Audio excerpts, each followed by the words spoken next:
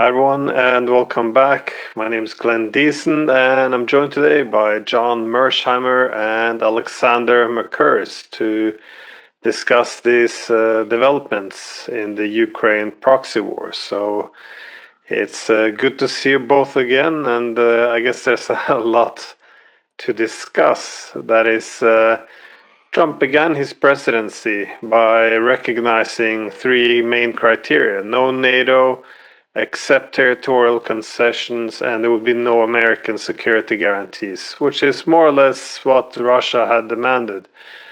I guess why the three of us were a bit optimistic at the time, but then he went back to the unconditional ceasefire, which means not actually addressing any of the things that Russia demanded. And now there's been this sudden return, or at least seemingly a return to, no NATO, some territorial concessions, yet a lot of ambiguity what exactly security guarantees would entail. So I'm very interested to hear what the two of you make of this.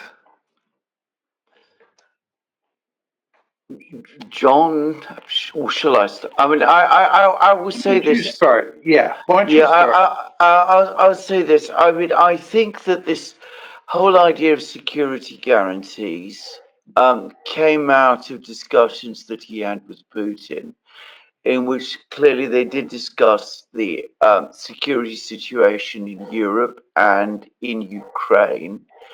And this is where I'm starting to get concerned because it was then taken away from that meeting in Alaska as if the Russians had agreed to security guarantees, which I don't think they have, at least not in the sense that they're being talked about in Europe now and by Trump himself. Trump sometimes gives the impression that he's giving security guarantees to Ukraine on behalf of the United States. Then he pulls back on that. Then one moment he talks no troops on the ground. Then he floats the idea of the United States playing some kind of a role in terms of air power and all of that. Then we are back to talking about sending European troops to Ukraine and the Europeans giving security guarantees, but supported in this by the United States.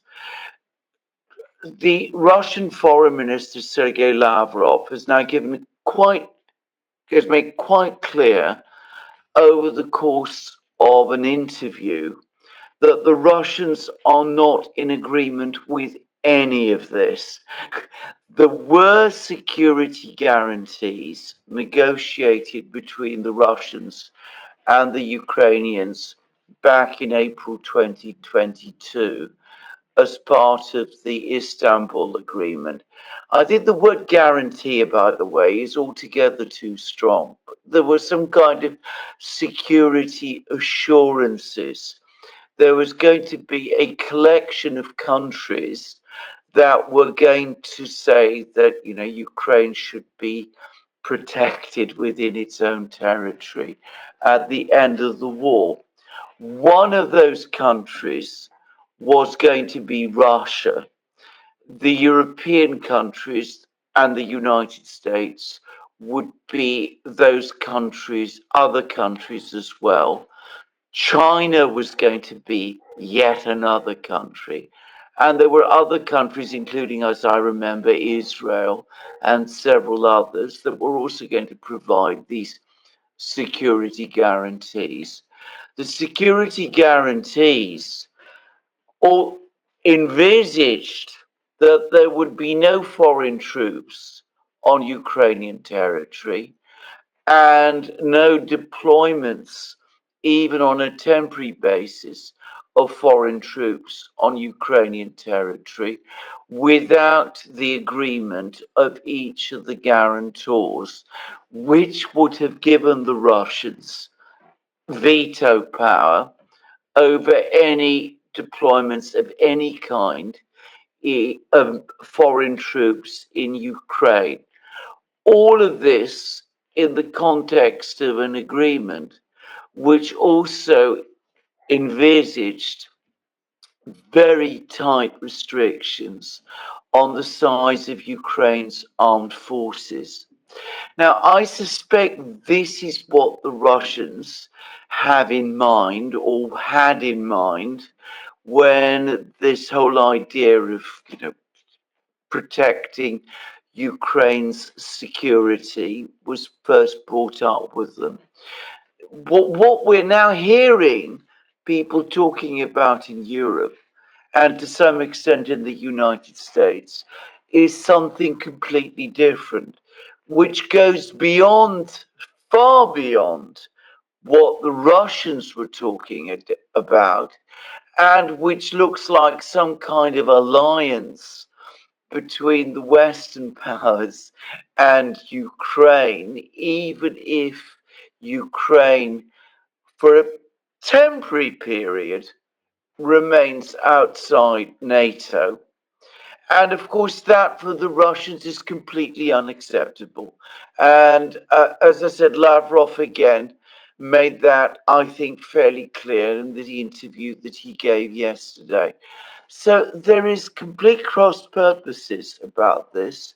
I'm not sure whether perhaps the Americans misunderstood the Russians, but I have to say altogether, I do wonder whether perhaps the Americans, in their anxiety to get this process of negotiations going, are telling every side what they think they want to hear. So they're telling the Russians, and again, Lavrov clearly came away with the impression from Alaska, or says that he came away from the impression, with the impression from Alaska, that the Americans were willing to discuss the entire security architecture of Europe, which I cannot genuinely believe the Americans do. And the Europeans are being told that there's security guarantees on the table and that the Russians are happy with that. And again, clearly, from what the Russians are saying, they are not. And I think this is dangerous, because if you're telling each side what they each want to hear, the risk you run is that when they all come together and we do actually have a meeting, if it ever happens, we will find that there's everybody comes into that meeting with contradictory expectations, and at that point the whole thing could just fall apart, with leaving us in an even worse position than the one we're in now. So that's what I think. Well, I think the big question in my mind to start with is who's driving the train here? Where's all this discussion about security guarantees coming from? And in my opinion, it's coming from the Ukrainians and the Europeans. Yeah. They talk relentlessly about security guarantees. And the reason is very simple. Not only did they want to defend Ukraine moving forward, they want to keep the Americans in Europe. The great fear here is, and I think they have reason to fear this outcome, is that Trump is divorcing the United States from Europe's security, right? So talking about security guarantees ad nauseum is important just for Ukraine, not just for Ukraine, but also for keeping the Americans in Europe. Uh, but then the question you have to ask yourself is, what does this all add up to? uh, there's sort of three things that they're talking about with regard to security guarantees, two of which Alexander mentioned. I actually think there's a third one. But the first is that if there's an attack against Ukraine, we're going to come to Ukraine's rescue. This is the Article 5 guarantee, or something equivalent to an Article 5 guarantee. We're going to be the cavalry and come in and pull their chestnuts out of the fire. The second dimension is they're actually talking about deploying troops in Ukraine, at least British and French troops. The third dimension is, and if you look at this memo that Starmer put out, he and Macron are both talking about building up Ukraine's ability to defend itself. So when you talk about the whole package of security guarantees here, there are, again, three dimensions. One, an Article 5 guarantee. Two, we actually deploy NATO troops in Ukraine. And three, we build up Ukraine's military capability. And I would just note that all three of those um, all three of those issues are ones that are red flags or red lines for the Russians. The Russians are not going to accept an Article 5 guarantee uh, from the West. This is why they oppose NATO expansion into Ukraine. Secondly, it's inconceivable to me that they would allow NATO to station forces on Ukrainian territory. And third, one of their principal demands is that Ukraine be disarmed to the point where it's not an offensive military threat to Russia. Okay, how does that square with the argument that Macron and Starmer are putting forward that what we want to do is build up Ukraine's military capability? This is just not going to happen. The Russians are going to go to enormous lengths to prevent it. We're in the midst of a war that's been going on for 3.5 years because the Russians categorically reject the idea of Ukraine being in NATO. And then you have all these proposals that mainly the Europeans are pushing and the Ukrainians are pushing that the Russians just won't accept. And they've made that clear all along. Yet we continue to have this crazy discourse in the West about security guarantees. It never takes into account what the Russians actually think. And the fact that the Russians are actually in the driver's seat on the battlefield, and that does matter a lot here. So it's just all evidence of how cockamamie the discourse in the West is. It's just really kind of hard to believe these debates that we have. My final point on this, by the way, is that I think Trump understood after meeting with Putin that meaningful security guarantees are not acceptable to the Russians.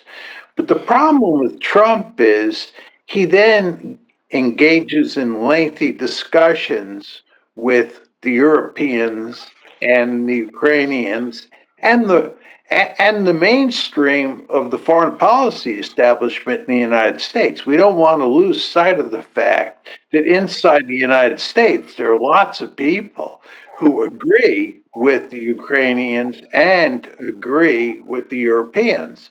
And he talks to all these people. the Keith Kellogg's of the world, and he likes to throw them a bone. And he's very loose with his rhetoric. And he therefore ends up sounding like he agrees with the Europeans and the Ukrainians. And this just adds more legitimacy to this whole discourse, which again, we should take off the table because it's not going to happen. That's what I miss a bit in the whole thing is some rational debate around the actual security guarantees. Because if the Americans do not want to be a part of it, then what can the Europeans really do? For the Europeans, it would be too difficult. They don't have significant forces. The Russians wouldn't actually take it serious, I think, as a tripwire. If you put British or French troops there, have been helping, to kill Russians now for 3.5 years, would they really be spared if the Americans do not stand solid, behind them?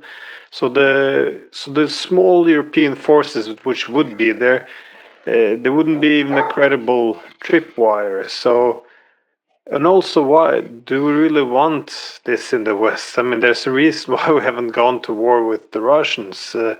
If you give a security guarantee, you create an immense incentives for Ukrainians to restart this conflict, and for good reasons. This war is coming to an end on very bad terms. That is, this will be a humiliating and painful peace for the Ukrainians.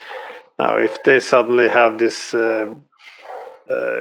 very firm security guarantees, which they can then try to trigger to pull the Europeans into this war, that would be a pretty great incentive, especially for the Azov grouping and all who seems ready to fight to the last man.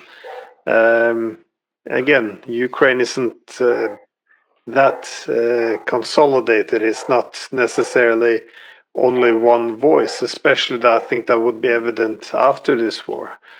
But I was wondering what you guys thought about the dilemma that Trump is facing, because he doesn't seem to be able to move the Russians significantly because they don't think that they have to, given that they're winning, but also they can't because they say this is existential. But the only way Trump can pressure the Europeans and Zelensky is by cutting the ties. But if he cuts the many military supplies, then he can be blamed for the failure. So how